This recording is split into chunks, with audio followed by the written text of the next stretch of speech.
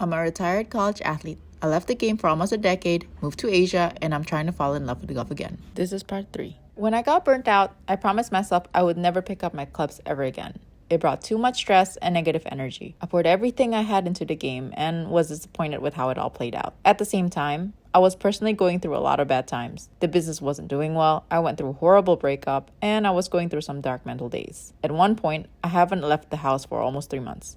Finally, I mustered enough energy to tell my dad that I was struggling.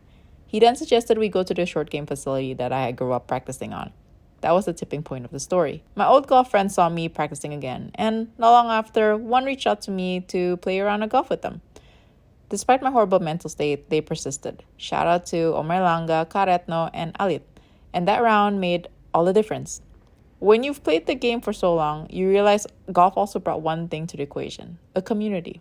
It was the positive energy that made me realize that what mattered most in the game were the people, your own progress, and being able to laugh and cry together along the way.